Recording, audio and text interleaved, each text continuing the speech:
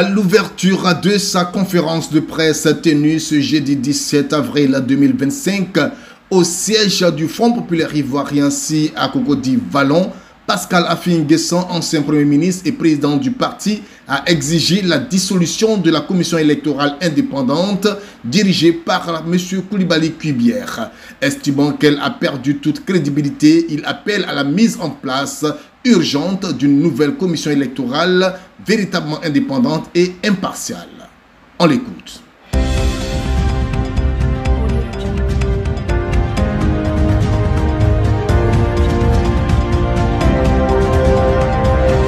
Mesdames et messieurs les journalistes, mes chers camarades membres de la direction du Front populaire ivoirien, chers amis des partis politiques de l'opposition, je voudrais d'abord vous dire merci de votre présence en dépit de la précipitation dans laquelle nous vous avons adressé cette invitation à cette conférence de presse.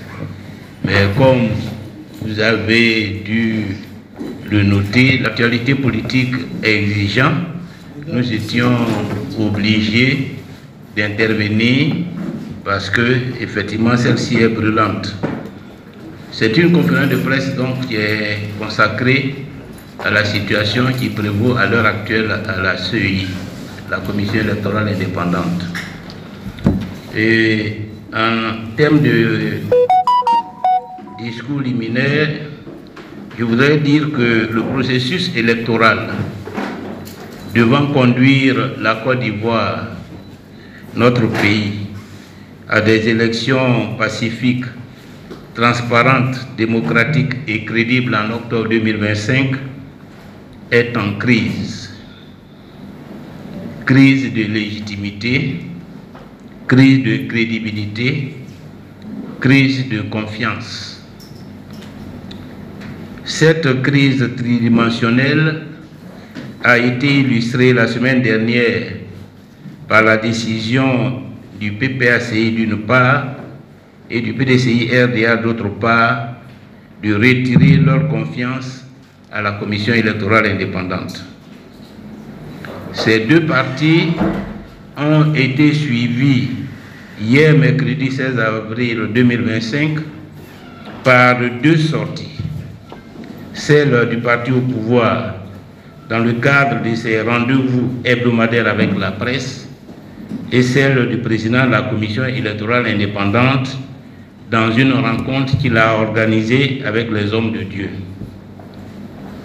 La sortie du porte-parole du RHDP a été consacrée exclusivement à la situation qui prévaut à la CEI. Considérant d'une part que cette situation est une question d'une brûlante actualité qui parasite le débat politique, et d'autre part parce que des adversaires politiques, je le cite, veulent se servir de ce prétexte pour tenter de perturber le processus électoral en cours et le cas échéant justifier leur probable refus d'aller à une élection qu'ils savent qu'ils n'ont aucune chance de remporter.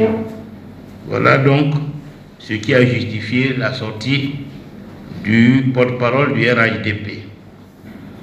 Au regard de l'enjeu de la question, le porte-parole du RHDP a mis à la disposition de la presse une abondante documentation sur l'histoire de la CEI. Ce que nous pouvons noter, c'est qu'il affirme que la CEI n'est ni l'œuvre ni l'invention du pouvoir RHDP. Il affirme d'autre part que la CEI a connu plusieurs réformes depuis sa création en lien avec l'évolution de la situation sociopolitique dans le pays. Et à ce niveau, il a fait référence aux réformes de 2014, de 2019 et de 2020. Je voudrais rappeler que la réforme de 2020 est celle qui guide à l'heure actuelle, de 2019 plutôt, est celle qui guide à l'heure actuelle la composition de la CEI. Il a tenu à souligner de deux traits, c'est lui-même qui le dit. que toutes ces réformes ont été opérées de façon consensuelle à l'issue de discussions entre toutes les parties prenantes. Et pour conclure, le porte-parole du RHDP, je le cite encore une fois, rassure que le processus électoral suivra son cours jusqu'à bon port, nonobstant les tentatives désespérées d'opposants déboussolés qui n'ont qu'un seul projet, 2 points, faire déraper le calendrier électoral dans le funeste but d'instaurer un régime de transition. Là encore, conclut-il, ils vont lamentablement déchanter. Quant au président de la CEI, il a tenu, comme il a indiqué tout à l'heure, à rencontrer les hommes de Dieu, à appeler au secours les hommes de Dieu, à tenter de séduire les hommes de Dieu pour les rallier à sa cause et les utiliser dans son combat contre les partis politiques de l'opposition. C'est une manœuvre détestable de tenter d'utiliser Dieu contre des adversaires politiques. Mais il sait qu'il peut distraire les hommes, mais il ne peut pas séduire Dieu par la malice. C'est une vaine entreprise.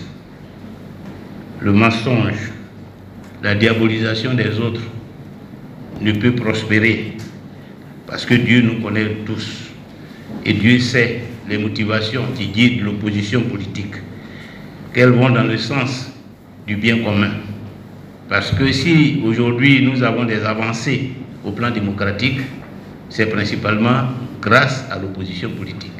Si lui-même il est aujourd'hui à la tête d'une institution comme la Commission électorale indépendante, c'est grâce au combat des hommes politiques. S'il y a une presse pluraliste, si nous pouvons dans une certaine mesure nous exprimer librement, c'est grâce au combat de l'opposition politique. Et ce que nous entreprenons aujourd'hui s'inscrit dans la mission que nous nous sommes donnée de contribuer à moderniser notre pays, à démocratiser notre pays et à lui donner les moyens d'une bonne gouvernance dans l'intérêt de nos compatriotes. Donc la tentative du président de la CEI de jeter en pâture l'opposition politique ne peut prospérer. Mais tout ce que nous pouvons noter, c'est qu'il s'est engagé dans une voie de combattre l'opposition politique. Et il est allé plus loin dans la volonté de manipulation des hommes politiques, en leur faisant croire que si eux ne sont pas à l'heure actuelle à la Commission électorale indépendante, c'est parce que les hommes politiques de l'opposition l'ont voulu. Et voilà ce qu'il affirme. Qu'avez-vous fait de mal? Parlant du fait que les hommes de Dieu ne sont plus à l'heure actuelle à la Commission électorale. Parce que pour lui, ils ont été exclus injustement alors qu'ils avaient accompli un travail remarquable. Et je voudrais vraiment saluer le travail de notre camarade Bamne Mbitra, puisque grâce à lui, j'ai pu accéder donc à ces déclarations du président de la Commission électorale indépendante. Et il conclut en disant, ce qu'on vous a fait, c'est exactement ce qu'on veut me faire aujourd'hui, alors que je suis irréprochable, comme vous le fûtes. Voilà la mission, la raison de cette présence avec les hommes de Dieu. Donc, le président de la Commission électorale indépendante est rentré dans une logique de diabolisation de l'opposition politique, dans une logique de combat contre l'opposition politique. C'est donc dire que nous sommes des adversaires, nous ne sommes plus des partenaires. Ça veut dire qu'il n'est pas là pour servir l'intérêt de tous les partis politiques, mais il s'est mis dans une posture de détruire l'opposition politique, de prolonger le combat du RHDP, de discréditer l'opposition politique dans l'opinion et de faire en sorte que cette opposition-là n'ait aucune chance d'accéder au pouvoir. Face à cette posture, l'opposition politique doit en tirer les conséquences. Et nous, en tant que parti politique désireux de conquérir le pouvoir, nous ne pouvons plus composer avec le président de la CEI et la Commission électorale indépendante. Parce qu'il se garde bien d'évoquer les motifs de nos contradictions. Il se garde bien d'expliquer comment se fait-il que 6 millions d'Ivoiriens, de personnes identifiées, l'ont été irrégulièrement. Il va invoquer le passé. Mais le passé est passé. Si la loi, l'article 7 du Code électoral stipule que celui qui doit se faire enrôler sur la liste électorale doit remplir 13 critères, c'est bien pour que cela serve. Et si vous ne les remplissez pas, vous êtes en infraction. Comment peut-il expliquer les multiples doublons, plus de 200 000 personnes qui sont en doublon sur la liste électorale? Comment peut-il expliquer que des personnes enrôlées sont nées avant leurs géniteurs? Donc ce sont ces incongruités qui sont à la base de nos revendications.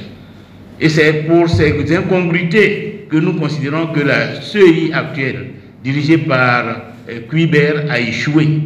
Et qu'en conséquence, M. Cuibert et l'ensemble des membres de la Commission électorale indépendante doivent en tirer les conséquences et démissionner pour qu'une nouvelle Commission électorale indépendante soit mise en place. Voilà la position actuelle. Et nous allons nous donner tous les moyens démocratiques pour qu'une nouvelle Commission électorale soit mise en place. Parce que celle-là a perdu totalement notre confiance. Celle-là s'est engagée dans une bataille contre l'opposition politique. Or, nous, partis politiques, nous sommes une institution permanente. Les présidents de commission passent, mais les partis restent. M. Cuibert n'est pas le premier président de la Commission électorale indépendante. Avant lui, il y a eu d'autres. Certains nous ont quittés. Le doyen Camille Odier, notre frère Honoré Dié, qui lui est encore avec nous, le président Youssouf Bakayoko, avant que lui, il n'arrive à la tête de cette commission électorale indépendante. C'est donc dire que si la République, si l'État de Côte d'Ivoire a à choisir entre un président de commission électorale indépendante et un parti politique, je ne vois pas comment on va faire le choix au profit du président du parti politique, du président de la commission. Nous sommes là, c'est lui qui passe. Il a montré qu'il n'est plus au service de cette cause, il a montré qu'il ne peut plus assumer cette fonction dans l'intérêt de tout le monde, il doit dégager. Et avec lui, l'ensemble des membres de son équipe, parce que cette équipe a fait la preuve de son incompétence. Cette équipe a fait la preuve qu'elle ne peut pas organiser des élections transparentes et crédibles. Au Front populaire ivoirien demande leur démission pure et simple et va se donner les moyens pour obtenir cette démission. Je vous remercie.